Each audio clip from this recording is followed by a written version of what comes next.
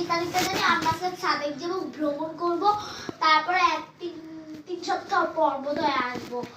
তুমি আমাকে এখন 20,000 টাকা দিবা। প্রতিদিনই তো দেই, আজকেও দিতে হবে। প্রতিদিন মানে কই তুমি প্রতিদিন দাও? জীবনেও তুমি আমাকে টাকা দিছো? একটা 5 টাকার নোট দেখাইছো আমাকে জীবনেও? আমি কি 5 টাকার একবার নোট দেখছি? তুমি আমাকে মারলে তোমার সাথে আমি আর জীবনেও কথা বলতে আসবো না। বল।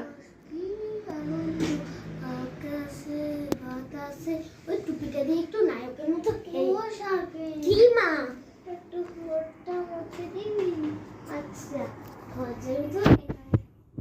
এর রুম থেকে পরিষ্কার করি, ওই রুমটা পরে পরিষ্কার করবো।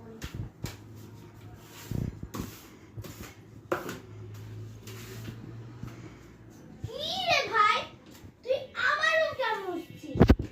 সকালে তো 5 বার মুছছি, তাতে হচ্ছে না তুই? ভাই আমার সাথে তুই এরকম করিস না তো। আমার মা আজকে 20,000 টাকা দেয়নি, থাপ্পড় মেরেছে। এসব না বলেছে তুই আমার রুম থেকে বের হ। ছি, বের হ এখান থেকে দুর্গন্ধওয়ালা। গোসল করতে কতদিন? আমার রুমে তুই পাই দিবি না। তোকে বাবা বলেছে না? বোনের রুম তো ভালোভাবেই মুছতেছিলাম। মার কাছে 20,000 টাকা ছিল না, সামান্য। বাবা দিতে পারেনি, স্যালারি পায়নি, তাই জন্যই বোন খেপে গিয়েছে। কি বলছিস? তুই আমার ব্যাপারে কোনো ইন্টারেস্ট আছে? একটু চুপ থাক। আমার রুম থেকে বের হয়ে যাও, গেট আউট মাই রুম। আমি তোমার বড় হয়ে গেছি, কথা বলা যাবে না। ও বেশি কথা বলা যাবে না। আচ্ছা দেখ, তোর গায়ের রং দেখেছিস? তোর এইসব দেখেছিস? তোর গেট আপ দেখ একবার। তুই তোকে আমি কতবার বলবো আমার রুম তুই ঝাড়ু দিতে আসবি না? তোর রুম ময়লাই থেকে যাবে আরে। ছোট মেয়েটা এত রাগ, এত অহংকার, আমার বড় ছেলেটা উপরে।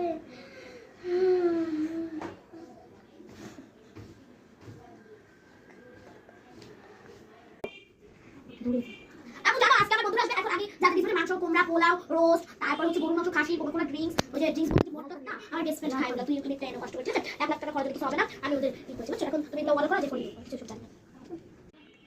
মা তোমার তো মন খারাপ কেন? বলো বলো না মা।